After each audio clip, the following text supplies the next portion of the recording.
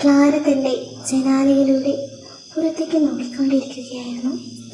അവളുടെ മുഖം വളരെ വിഷാദത്തിലായിരുന്നു. അവൾക്ക് എന്ത് ചെയ്യണം എന്നും അറിയില്ല.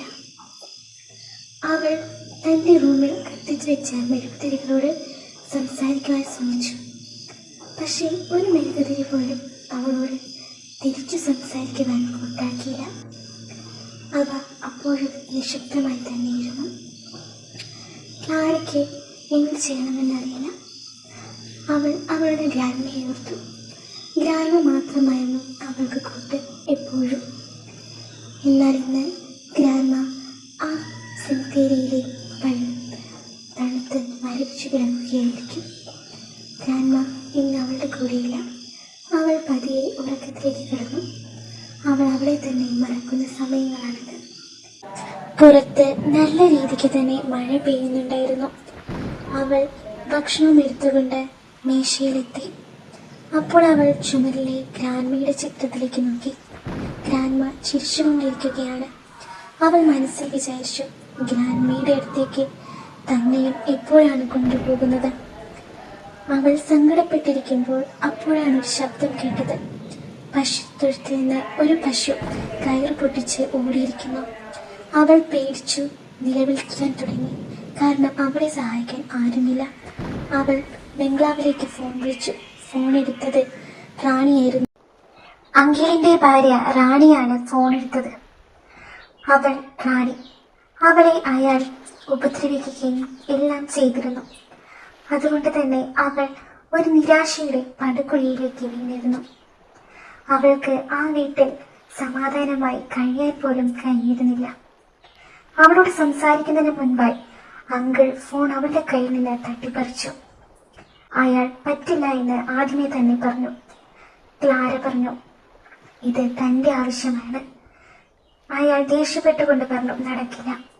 ക്ലാരയും ദേഷ്യപ്പെട്ടുകൊണ്ട് തന്നെ പറഞ്ഞു, ഇത് തന്റെ കാര്യമാണ്. അപ്പോൾ അങ്കിൾ പറഞ്ഞു, എന്നാൽ ഞാൻ ആളെ അയക്കാം. ക്ലാര വയലിൻ വായിച്ചുകൊണ്ടിരിക്കുകയായിരുന്നു. അവളുടെ വയലിൻ വായന കേൾക്കുവാനായി ഒരുപാട് പക്ഷികളും അവൾക്ക് ചുറ്റും കൂടിയിരുന്നു. എന്നാൽ ക്ലാരയ്ക്ക് അതൊട്ടും താല്പര്യമില്ലായിരുന്നു. അവൾ വയലിൻ മാറ്റിവെച്ച് ജനാലകൾ അടച്ചു. അപ്പോഴാണ് അവൾ ജനാലയിലൂടെ കണ്ടത്. ദൂരെ നിന്നും ഒരു ചെറുപ്പക്കാരൻ വരുന്നു. താൻ ഇതിനു മുൻപ് അയാളെ എവിടെയും കണ്ടിട്ടില്ല.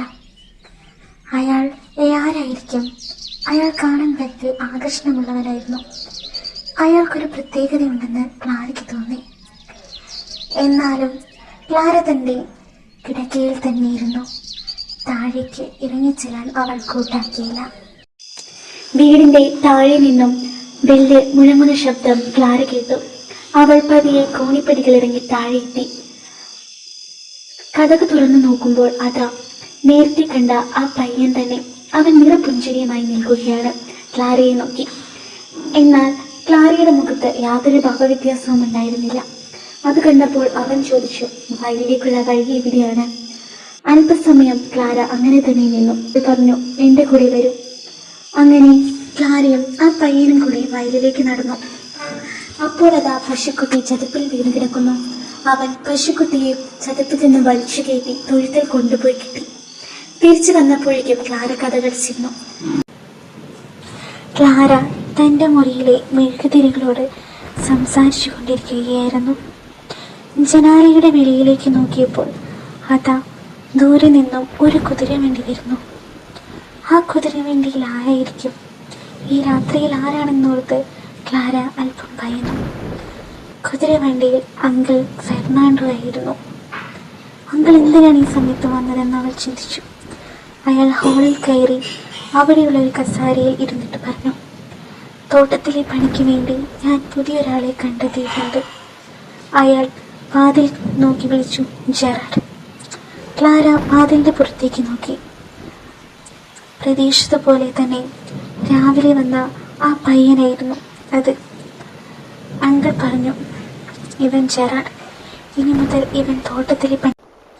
പിറ്റേന്ന് രാവിലെ സൂര്യൻ ഉദിച്ചു. ക്ലാര അപ്പോഴും തൻ്റെ റൂമിൽ കിടക്കുകയായിരുന്നു. ഒന്നും ചെയ്യാൻ അവൾക്ക് തോന്നിയിരുന്നില്ല. അവൾ എന്നാലും കിച്ചണിലേക്ക് ചെന്ന് പാത്രത്തിൻ്റെ മൂടുകൾ തുറന്നു നോക്കി. അപ്പോൾ അവൾ കഴിക്കുവാനായി വെച്ചിരുന്ന ബ്രെഡ് കാണുന്നില്ല. അതുകൊണ്ട് തന്നെ അവൾ ദേഷ്യം കൊണ്ട് അലറുവാൻ തുടങ്ങി. അലറിക്കൊണ്ട് ജെറാഡിനെ വിളിച്ചു. ജെറാഡ്! സന്തോഷത്തോടെ ഓടിയെത്തിയ ജെറാഡ് കാര്യം എന്താണെന്ന് തിരക്കി. അയാൾ പറഞ്ഞു, ഇതിനാണോ ദേഷ്യപ്പെടുന്നത്? ഞാൻ തനിക്ക് ഭക്ഷണം ഉണ്ടാക്കി തരാമല്ലോ.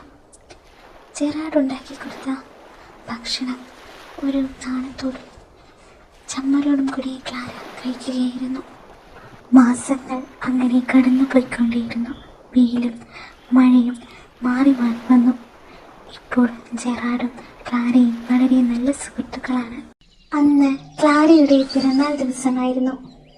ജെറാഡ് ക്ലാരയ്ക്ക് വേണ്ടി കേക്ക് തയ്യാറാക്കി അവൾക്ക് കൊണ്ടുപോയി നൽകിയപ്പോൾ ആ കേക്ക് മുറിക്കുമ്പോൾ പോലും ക്ലാരയുടെ മുഖത്ത് സങ്കടഭാവമായിരുന്നു.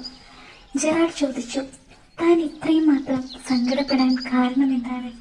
എന്താണ് തനിക്ക് സംഭവിച്ചത്? ജെറാഡിന് മുൻപിൽ അവൾ അവളുടെ പഴയകാല ഓർമ്മകൾ പറയുവാൻ തുടങ്ങി. അവൾ അവിടെ തന്നെ ഒന്നുകൂടി ചിന്തിച്ചു. ആ നാട്ടിലെ തന്നെ ധനികനായ ഒരു കുടുംബമായിരുന്നു ക്ലാരയുടേത്. ആ വീട്ടിൽ എന്നും സന്തോഷം നിറഞ്ഞു നിന്നിരുന്നു. ബിസിനസ്സുകാരനായ അച്ഛനായിരുന്നു കുടുംബത്തെ നയിച്ചിരുന്നത്. അമ്മ എപ്പോഴും അവൾക്ക് കൂട്ടായി ഉണ്ടായിരുന്നു. അന്ന് അമ്മ 6 മാസം ഗർഭിണിയായിരുന്നു. അമ്മയ്ക്ക് കൂട്ടായി മക്കളായ ഞാനും എൻ്റെ അനിയത്തി അന്നയും. അന്ന് ഒരു രാത്രിയായിരുന്നു.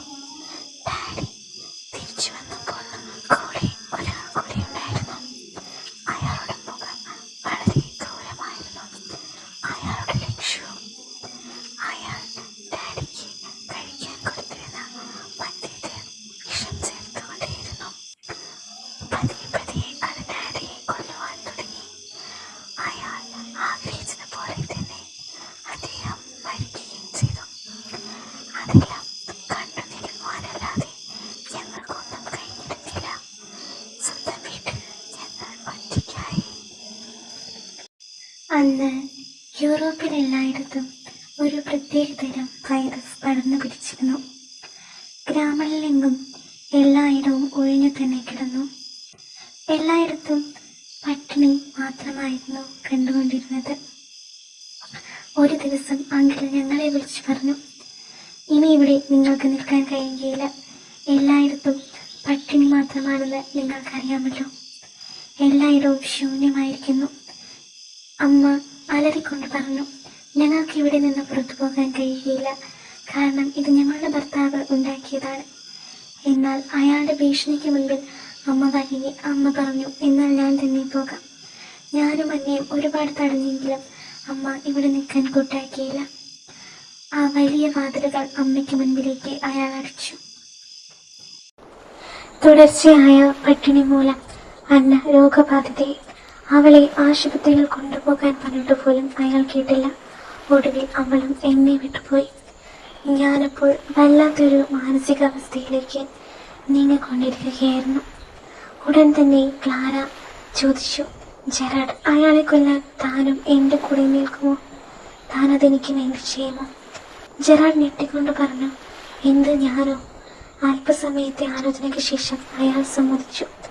ക്ലാര പറഞ്ഞു, എന്നാൽ നമുക്ക് റാണിയെ കൂടെ വിളിക്കാം. അവൾക്കും അയാളെ കൊല്ലണമെന്ന് തന്നെയായിരിക്കും ആഗ്രഹം. ക്ലാര വിചാരിച്ചതുപോലെ ഫോണെടുത്തത് അങ്കിൾ തന്നെയായിരുന്നു. റാണിയും കൂടി വന്നതിന് ശേഷം അവർ 3 പേരും ഒരുമിച്ചിരുന്നുകൊണ്ട് അയാളെ എങ്ങനെ കൊല്ലണമെന്ന് ആലോചിക്കുകയായിരുന്നു.